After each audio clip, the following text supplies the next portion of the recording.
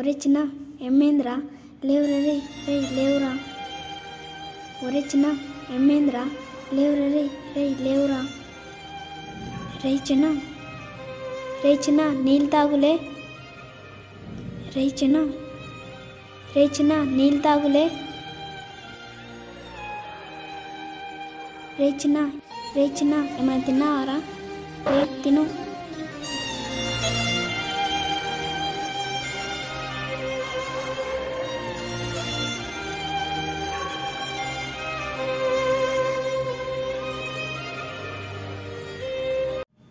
నీ పేరేంట్రా?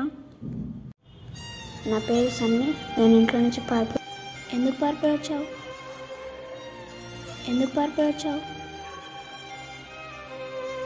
నాన్న రోజు తాగి వచ్చి నన్ను కొడతాడు, అందుకని చమల నువ్వు.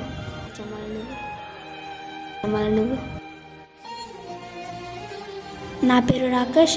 మా అమ్మ నాన్న చనిపోయారు, అందువల్ల నన్ను ఎవరు పట్టించుకోవడం లేదు, అందుకని ఇంటి నుంచి పారిపోయి వచ్చాను.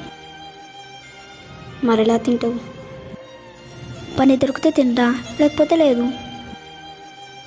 అన్న నన్ను కూడా పనికి తీసుకెళ్ళాను. సరే వెళ్దాం పదా.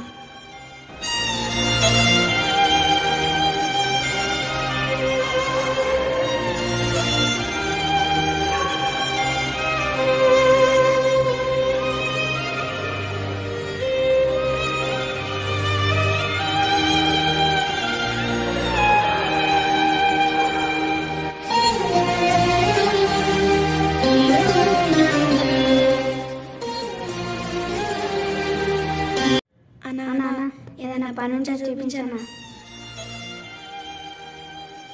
ఏమైందిరా? పని ఎందుకు? మేము ఇంట్లో నుంచి పారిపోయి వచ్చామన్నా. ఏం చేయాలో తెలీదు. మీరు ఇప్పుడు పని కాదురా, చదువుకోవాలి. మమ్మల్ని ఎవరు చదివిస్తారన్నా?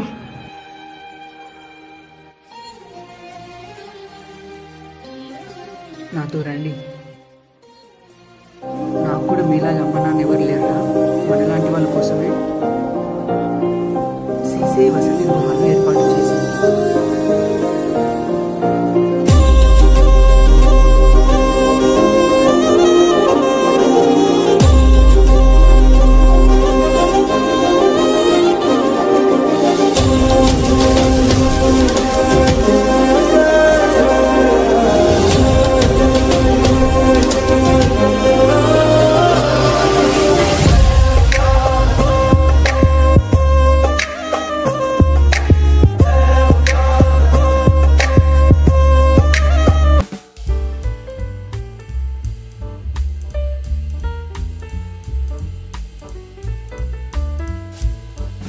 మార్పు తేవడం కోసం నిజంగా పనిచేసే అరుదైన సంస్థ అనాథ విద్యార్థి గృహం.